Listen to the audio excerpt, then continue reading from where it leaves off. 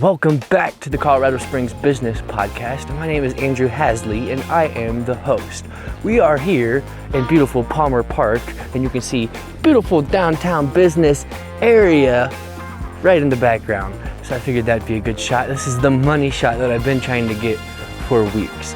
Okay, so on today's episode we have on Don Marsh, the owner and founder of Brush Crazy. Brush Crazy is a paint and sip company, and we'll get more into their story, what they do, and what they offer for the community. But first, a word from our sponsor. Today's episode is sponsored by Planet Duct Air Duct Cleaning. Planet Duct Air Duct Cleaning is an air duct cleaning here in Colorado Springs, and they come in and they clean your air ducts. You should actually go follow Brandon Kirk online on social media or Planet Duct on social media, because Brandon has some cool facts that he gives about air ducts that I never knew. I never even knew that was a need.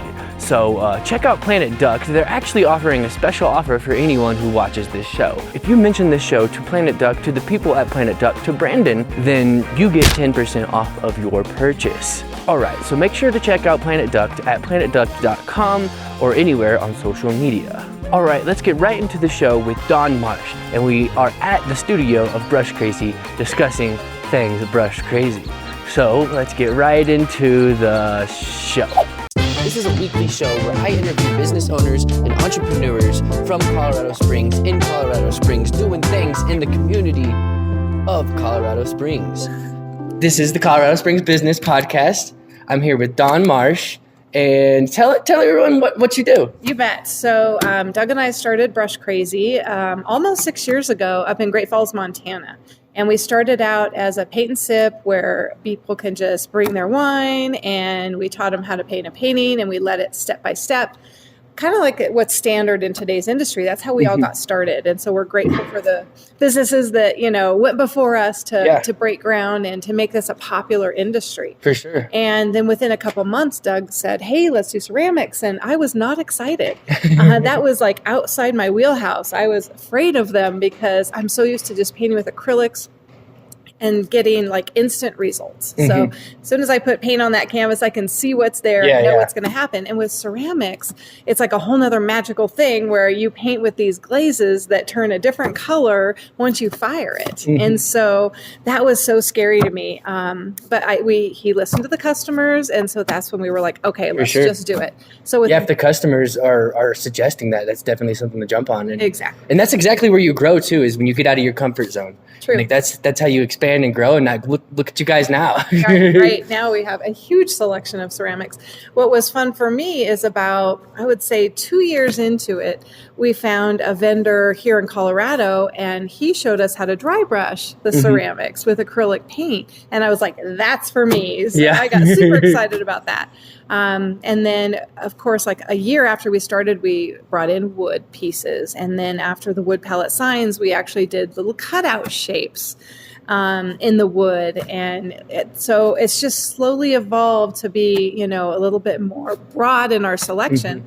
To the point where we're even doing mosaics and hand building clay, which is another whole thing I was scared to do. It took me like a year just to go get training on it because I was just like, I don't know if I could do this, and now I love it. Oh, for sure. So that's cool. So are you familiar with the history of the paint and sip industry? Because the paint and sip industry basically is an industry where people can come into a place and it's like a facility or a what's the best way to play? A studio kind of feel, and it's for the open public, for people to come in and create their own stuff. So what's the history behind this industry? Yeah, so basically, people would get together, usually a girls' night out, because they would have wine involved, and they would have an instructor, an artist, lead them through the process step by step of how to do one painting, and like I said, that's how we started too. And then when we added the ceramics, we realized, we have people coming into the studio during the day, they might not want to take a class. So I had taken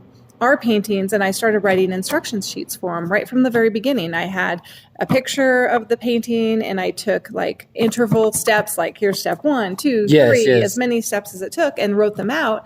I started all that in Photoshop. Yeah, nice. Whereas now our IT developed a program where we just can take the picture on the fly, type it in, and it becomes this step-by-step paint sheet, which is fantastic. Wow, that's amazing. And so now those are available to our customers who want to walk in and just paint any of our 700 plus paintings. They don't have to take a class. And so we've kind of shifted from everyone's doing the same thing to, oh, you don't want to paint that certain painting that's on just that night. You want to be able to walk in and do it anytime, and you still get help from an artist. And I think that's because that's how I was familiar with the paint and sip industry. I didn't even know it was called that until I met you guys.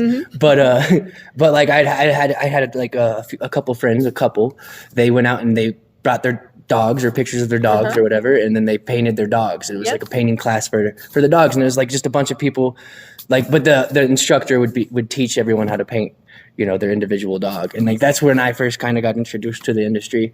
And like, yeah, it typically is, you know, like a group thing where everyone's kind of like almost a paint by numbers kind of thing. But that's cool. You guys, I guess it's like open paint. Is that what you guys call it? Yeah. Walk in, open paint. Nice. Okay. Yeah. And so what has that done for you guys as a business? Well, it's interesting because it's kind of shifted to where I would say we're probably 98% open paint now and only 2% classes. We've also tried to market workshops. So for example, for clay, hand building clay, people can come in, but they need more attention, but everyone's doing something different. So we call that a workshop instead of a class. Same with mosaics. Just because you need a little bit of guidance, it's harder to do that just to walk in on your own. Oh, for sure. If we're really busy in the studio and have 30 people in here and we only have 2 artists working, it's hard to divide up, you know, their time, because we are here to help each individual person. Nice. That's an amazing feature you guys have too, as well. Is there any way like there could be, like, someone could come in and not need an artist assistance? Absolutely. We have customers that actually love our policy of there's no fees when you come back to work on your project. Especially there's one gal that comes in regularly and does a nice ceramic piece, and she'll just bring it in every week, work on it for a few hours, take it home with her, bring it back, keep working on it. And there's no extra charge for that. Oh, that's awesome. So she can take as many hours as she wants to work on that project. And same with any customer. They can, let's say they come in and their whole group is done in 2 hours, but they want to take more time, they can just take it home and then bring it back, you know, anytime we're open, and keep working on it. Do you think it's the big space that allows you guys to have that freedom to let people come in and out whenever they please? And I think that really helps. Because like most of our studios can get about 150 people in them. This one's a little bit less just because of the way the tables. This one's smaller? This one actually can only hold 136 seats. Okay. So if we had standing room, then we can get a few more bodies in here. But for sure. And you guys have recently franchised. Yes. A few years ago we franchised, did all the paperwork and all that fun stuff. And then our first franchisees are in Columbus, Ohio. And they started out as customers. One of the sisters was a customer up in Great Falls, Montana. Oh, nice. And then she had a life circumstance. She's like, hey, I'm ready to do my own business. And her sister talked about it. And her sister in Ohio was like, well, you're moving home to Columbus, so why don't we do Brush Crazy? They're franchising. So we weren't quite ready. And we said, okay, you guys are taking a risk on us. And but let's do it together. And so they've been in business. They started, I believe, in August of 2018. Okay. And then do you have another franchise? So the original is up in Montana.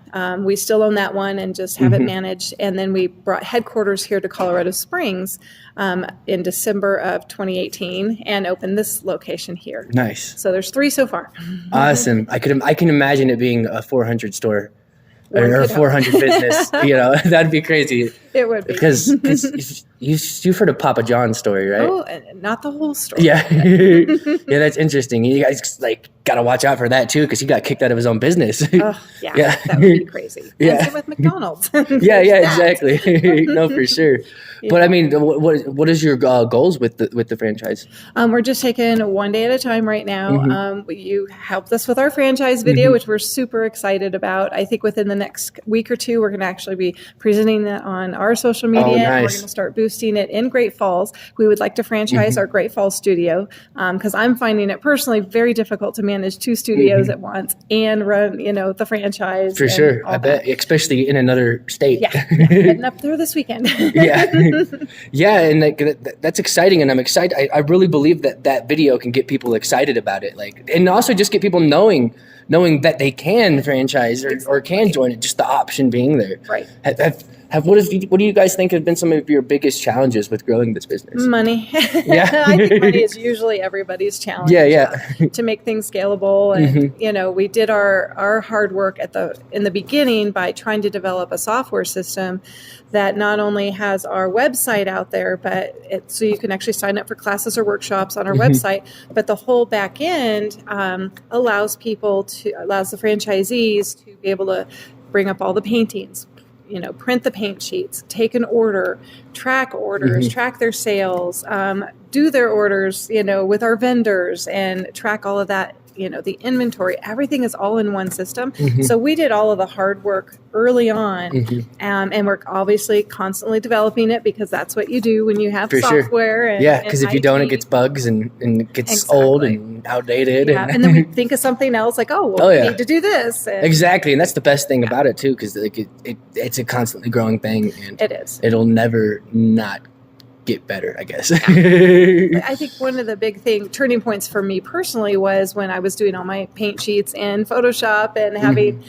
realizing that spell check for most artists is not in Photoshop. They actually have one in Photoshop, but you have to have the type selected in order to do your spell check, which I was not aware of at the time. See, I've had problems with that myself in Photoshop. It's like I gotta go into Google Docs and type everything first to make sure it's spelled right, because I'm not a best speller. And most creatives lack the gift of spelling and things like that. So I know what my weaknesses are and what my strengths are. Oh, for sure, yeah. So it just kind of got to the point where I realized I can't keep up with doing all of these paint sheets in Photoshop, and I had started reading one of those books, Boundaries for Leaders, and I was like, okay, this has to be automated. And I just at 4 a.m. got the book, started reading it, and I was, okay, what can we do? So immediately reached out to my IT, which happens to be family, and they're wonderful. And I said, how can you guys help us with this? They're like, oh, this is what we can do. And so within weeks, we had a new program in there where I could upload the pictures and then another little type box, put all the words, and it printed out nice and neat. So it started to have everything conform to the same. What is the paint sheets exactly? So it is literally pictures and words of a step-by-step process for a painting or one of the ones on a piece of wood and even on ceramic. So it shows, the end product first. This is what you're going to do. And it has the brushes listed, the paint colors, chalk. If there's a stencil, we use a ton of stencils here just to take the pressure off. Somebody's like, I'm not an artist. I can't draw a stick figure. Good. We don't draw stick figures here. So let me help you, do what we do here. You guys should get like a really awesome stick figure. Yeah, I'm good at it. That'd be awesome. So you guys have a wide selection of different paintings that have instructions of how to do them. And what's cool about that is, even though it has instructions, everyone's is going to be unique. It is. Like it can be completely different from the next one. Like absolutely, it's like a snowflake in a sense. Exactly. And we encourage people to even veer off from our paint sheets. They're there for the people who have no artistic abilities per se. They're not, waking up in the morning going, I want to be an artist. Yeah. But so we have those instructions for the people who just want to do something creative but don't have the natural inclination for it. Whereas other people come in, they're already artists, but they know we clean up after them. They know that we have more colors than they do, more canvas sizes or wood shapes or ceramics. So they'll still come in and still participate, and they can branch off and do their own thing and not follow any of our instructions. Okay, cool. So another question I just thought of, what are your favorite kind of customers, I guess? Oh gosh, all of them. We don't have a bad customer. Yeah, yeah. I think that's one of the nicest things about the Brush Crazy brand is we sell fun. And so everybody who comes here has fun. Yeah. And they're coming here because they want to get creative. There's hardly anybody who walks in going, I'm here because I'm miserable and I hate art and I just don't want to be here. Yeah. We rarely get those people. Most people who walk through the doors want to have fun. They want to be creative. They want to be expressive. They just want to hang out with their families. They want to have birthday parties, girls' night out, date nights. So usually the people walking through the door, they want to be here already. And For sure. and art is so therapeutic. It's relaxing. It helps you take your mind off our everyday problems, which we all have. We even have a group of our artists love to come in on Mondays and Tuesday nights. They kind of switch off so that all the artists can participate. They've started this themselves. They come in when we're closed and paint because they know how good it is for their souls. Yeah, yeah. So and that's cool that's that been they can have that too, like as an option. Because what's your guys' hours? So every studio is different, but we ask that they're open at least 5 days a week. So Montana and Colorado are open Wednesday, Thursday, Friday, Saturday, Sunday. And Ohio, they're closed on Tuesday and Wednesday. So they're open Thursday through Monday. And then usually when school's out, then the Colorado and Montana studios open on those days. So kids are out, come in and paint. For sure. And parents wanting to do something with their kids, this is a really, really good option for them. Spring break, summer break. We try to do camps and things like that. Nice. So what are you guys doing to gain awareness, I guess? Sure. Doug and I personally, try to do some networking groups just to get the word out with other business owners. Because business owners are people too. Exactly. And we love doing team building events, doctors' offices, chiropractors, That's brilliant. Yeah, that's awesome. Yeah. Yeah, we have a group coming from Ent next week, and they're going to do a painting where they're taking a bunch of different canvases, putting them together, and doing one big painting for their office. Oh, so then that'll be awesome. Like that's super cool right there because it's not like they just commissioned that piece or it's they just spend a few $1,000s on a piece. Like they actually made that piece like as a team, right? And it's hanging in there to represent the teamwork. Like that's cool. So those are really fun. I love doing those. Yeah, for sure. So. Social media, of course. Yeah. Our biggest advertising. We do a few magazines in town, and we did a trade show, like the Springs Home Show last weekend, just to get the name out. So. Yep. Oh yeah. I seen you posting that on Facebook. I think I was out in Denver one of those days. Okay. Yeah. But yeah, I mean,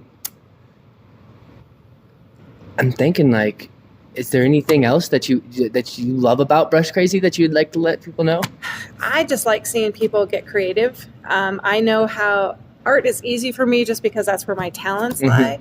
But seeing my customers get creative, even when they think they can't, and then all of a sudden they are super excited about what they produce. For sure. I love that. I love seeing people happy and getting creative and just being able to see them, even if I know they're going through a hard time and I see them come in and smile, that just makes my day. No, for sure. I bet. Like what's cool about for me, art came easily. Yeah. But I guess for some people it doesn't. But I think there's an aspect of it where it's easier than you think it is. Yes. And I think when people take that guide, or each painting that you have a guide for each one, they take that guide, they realize, or they finish it and they realize, hold on, I can do this. It might open them up to like a whole new world of creativity, I guess. Exactly. Yeah, I have a lot of people like, oh, I'm painting at home now. I'm like, that's awesome. That's great. Yeah. We're here to support Hobby Lobby and Michael's too. Yeah. Have you guys done, that'd be an interesting way to do like a deal maybe with one of them eventually down the road. That would be nice. Yeah. And, I just thought of Joanne's, like this may be farther in the future, like adding fabrics. Yep, and there's some studios out there who do, yarn blankets, chunky blankets or whatever. And so you just never know. We just added some chainsaw bears and chainsaw moose, and we might by chainsaw you mean somebody 3D block pieces makes them with a chainsaw to carve them, and now our customers get to paint them and that's exciting. Decorate them, and they come with eyes and everything, which is super cool. Do you want to grab one and show it? Would love to. Yeah, let's do that.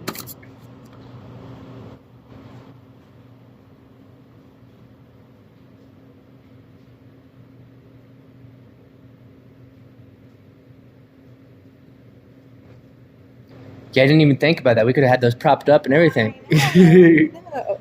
So here's our little bear and our moose. And the nice thing about this guy is his little sign comes on and off. So you can actually do a couple different signs. Nice. So we did wipe your paws, we did welcome, and then we just chalk the letters on before we paint them. So you guys could come out here, paint your own welcome bear. That's exactly right. Yep, for your patio or your porch or inside your house. That's awesome. You want. Yep. So you got a guy who custom makes each one of these. Yep. That's by cool. hand. Yep. And then it's up for the customers here to paint them and get creative with them. Exactly. That's cool. Yep. And then go all the way around. And they even have the little stress cut here because as wood dries, of course, it cracks. And we provide the screw for his little antlers to go on afterwards. Nice. And then their little eyes come in there. So he's super cute too. Nice. That's awesome. So this is a brand new product, you guys. It is. Yep. We Cool. just got this one. And we're hoping for other shapes as well. Rumor has it we could do a gnome. Gnomes have been super popular this year. So that's been really fun. Nice. Know what I'm saying? Know what I'm saying? Gnome, sweet gnome. Yeah, exactly. Well, yeah, I mean, I guess this pretty much wraps up this conversation, this interview. This is Don Marsh with Brush Crazy, and you guys can reach out and find Brush Crazy here. What would you call this part of town? So we say it's the heart of Colorado Springs because we're right off Academy and Austin Bluffs. Where Barnes and Austin Bluffs meets. And the address here is 4416 Austin Bluffs Parkway, and you can find us at brushcrazy.com, all of our hours, and our Facebook page, especially if you guys don't mind liking us and follow us and share it with your friends and plan your next party here, or just walk in by yourself and paint. So even if there's a class going on, you can still walk in anytime we're open and paint. For sure. A lot of people probably don't even know that this kind of industry exists. Yeah. And that they even have this option. Yeah. And like I relate you guys to certain other small niche things that a lot of people don't exist. Like someone who spoke at Million Cups a few weeks ago. I mean, it's completely different than what you guys do, but it's also the same in a way that it's an event and like people can come and have fun. And like it's called Dart Wars. Yep. But like it just reminds, it's like similar but different. And like I never knew that even existed. Like I didn't really know that this kind of business existed until I found you guys. Yep. And the way that you guys have done it. Like I've heard of like people getting together and like paint and sip. But I think that has like, you know, a niche, I guess, that's mainly women, I think. Yeah. And we're trying to get the men in here. We have beer boxes and bottle opener boxes. They could paint mugs and all kinds of stuff that, you know, normally you wouldn't have that opportunity. It's like having 3 or 4 different industries all under one roof. No, for sure. So if you guys want to come have fun and paint and create your own products, like you guys can drink from the mugs you guys have. Like you can drink from them after you make them. Like, hey, I made this mug. You can even paint your business on that mug if you want to. That's true, yes, because we have tracing paper and you can email us your logo and that's brilliant. Yeah, that's so cool. Well, I might have to come and get me a Vehement Visuals mug. Definitely. All right, well, it was great. Thank you for coming on the show. Yep. And Thanks for having me. All right. All right, that's all for this episode of the Colorado Springs Business Podcast. Be sure to rate and review us on any podcast platform that you listen to, or go follow us on the Facebook page where we release video versions of this podcast if you're only listening to it on the audio. So we will see you guys next week, and I hope you guys have a wonderful day, week, life.